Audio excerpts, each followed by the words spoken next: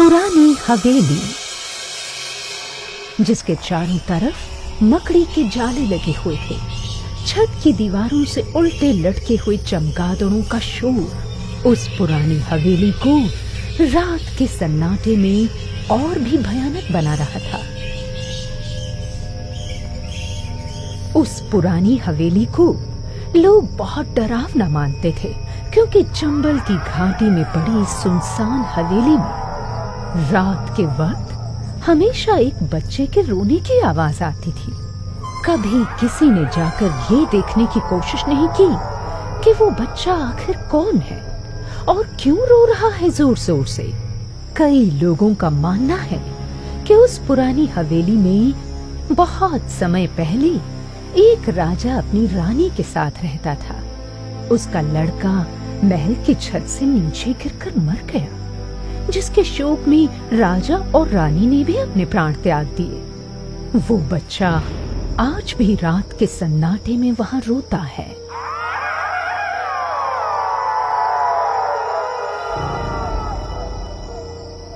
सर्दी की एक रात में जब एक भिखारिन बुढ़िया पुरानी हवेली के सामने से गुजरी, तो उसे एक बच्चे की रोती हुई आवाज सुनाई दी।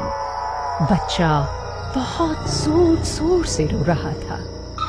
बच्चे का रुदन सुनकर बुढ़िया हवेली के अंदर प्रवेश कर गई। बुढ़िया ने रोते हुए बच्चे से पूछा,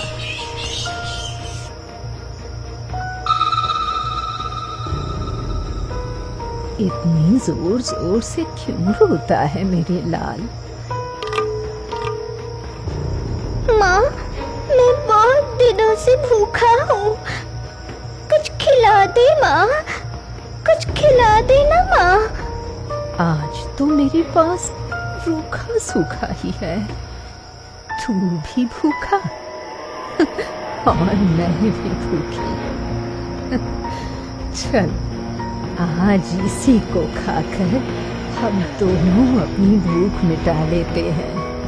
और फिर बुढ़िया ने अपने झोले में से खाना निकाला, तो बच्चा और बुढ़िया दोनों साथ साथ में खाकर वहीं फर्श पर सो गए। अगले दिन जब सुबह हुई तो बुढ़िया अपने काम पर चलने लगी। माँ, कहाँ जा रही हो माँ? मुझे भी अपने साथ ले चलो। कहाँ ले चलूं तुझे? मेरे सर पर तो छत ही नहीं है।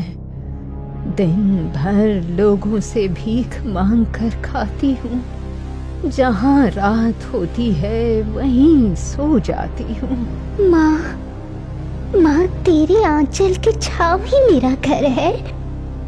तू मुझे जहाँ सुलाएगी मैं वहीं सो जाऊंगा, जहाँ रखेगी वहीं रह लूंगा माँ, मगर अपने साथ ले चल।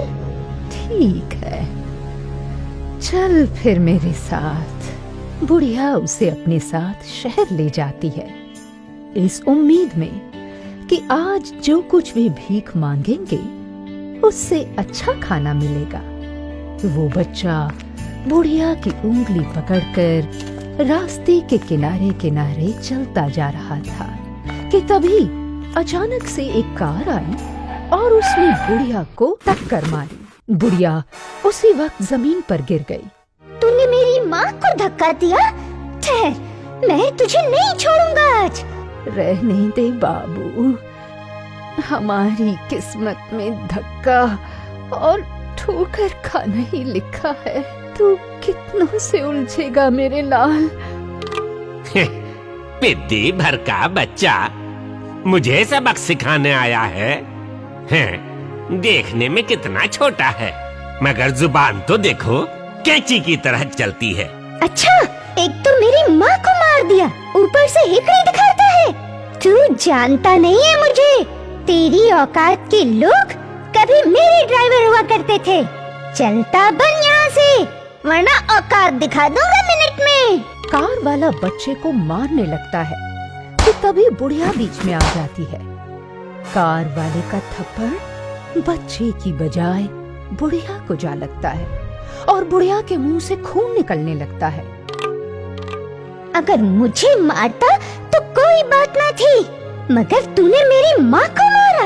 अब तो तू बिल्कुल सकता। फिर कार वाले को एक लात मारते हुए कहता है, आज तो तेरा काम तमाम करके ही रहूंगा मैं। ये ले और ले और ले। ना बेटे ना, इसे मत मार, वरना तुझे पुलिस पकड़ कर ले जाएगी मेरे बच्चे। नहीं माँ, ऐसा कुछ भी नहीं होगा। तुम क्यों डरती हो? एक तो गलती करे, ऊपर से हमें मारे, ये मैं कभी बर्दाश्त नहीं करूँगा। ऐसा कहकर वो बच्चा कार वाले को वहीं जान से मार देता है। फिर बुढ़िया को अपने साथ लेकर अपनी हवेली में पहुँचता है। बेटा, तुमने उसे जान से क्यों मारा बेटे? माँ, इसमें मेरी कोई गलती नहीं थी, और पुलिस से तुम इतना क्यों डरती हो? यकीन करो माँ, इस पुरानी हवेली के अंदर मेरी हुकूमत चलती है। मेरी मर्जी के बिना यह परिंदा भी पर नहीं मार सकता। पुलिस तो दूर की बात है। मगर देखने में तो तुम बहुत छोटे हो बेटे, फिर इतने बड़े कारनामे। तुम तो देखती जाओ आगे क्या होता है। अभी बच्चा और बुढ़िया बात कर ही रहे थे कि तब तक पुलिस भी वहाँ आ पहुँची।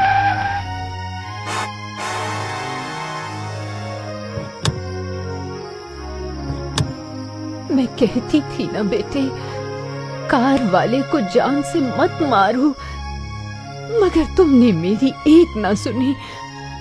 माँ, पुलिस हमारे दरवाजे तक जरूर आ गई है, मगर हम तक नहीं पहुँच पाएगी। चलो जल्दी करो माँ, उठो। और फिर बच्चे ने बुढ़िया का हाथ थामा और उसे हवेली के नीचे मौजूद तहखाने में ले गया। उधर पुलिस जैसे ही पुरानी हवेली के अंदर घुसने की कोशिश करती है कि तभी गांव वाले उन्हें रोक लेते हैं। दारोगा जी, मत जाइए इस हवेली के अंदर, यहाँ जाने वाला कभी वापस नहीं आया। मगर पुलिस अपने मुजरिम को लिए बगैर कैसे लौटती? पुलिस वालों ने जैसे ही उस हवेली के अंदर कदम रखा, छत पर टंगे हुए भूखे खून के प्यासे चमगादड़ उन सभी पुलिस वालों के शरीर से चिपक गए और उनका खून पी पी कर उन्हें वहीं मार डाला। शहर में इस वारदात से सनसनी फैल गई कि चमगादड़ों ने पुलिस वालों का खून पीकर उन्हें मार डाला। अब तो कोई भी पुरानी हवेली की तरफ जाने की हिम्मत तक न करता। जाने की तो दूर, आंख उठाकर देखने की हिम्मत तक न करता। मगर बुढ़िया से रहा न गया। आखिरकार उसने बच्चे से पूछ ही लिया, बेटे, तू इतना छोटा सा होकर इतने बड़े कारनामों को अंजाम दे रहा है। इतने सारे चमगादड़ ऊपर लटके हैं। अगर इन्होंने मुझे मार डाला, मेरा खून पी गए तो? नहीं माँ, ये हम दोनों का खून नहीं पी सकते, क्योंकि ये सारे चमगादड़ मेरे पाले हुए हैं। चमगादड़ों के रूप में ये भूत हैं। तुम इनसे डरो नहीं, क्योंकि मैंने तुम्हें अपनी माँ माना है और ये सारे तुम्हारे बच्चे हैं।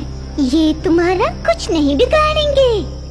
अब तुम्हें भीख मांगने की कोई जरूरत नहीं है, क्योंकि इसी तहखाने में बहुत सारे हीरे जवाहरात छिपे हैं। अब हम दोनों माँ बेटे इन हीरे जवाहरात को बेचकर यहाँ आराम से रहेंगे।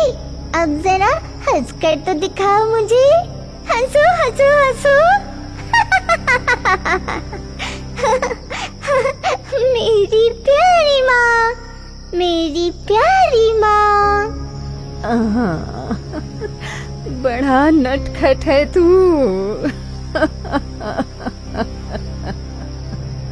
और उस दिन से वो बुढ़िया अपने बच्चे के साथ उस हवेली में सुख से रहने लगी।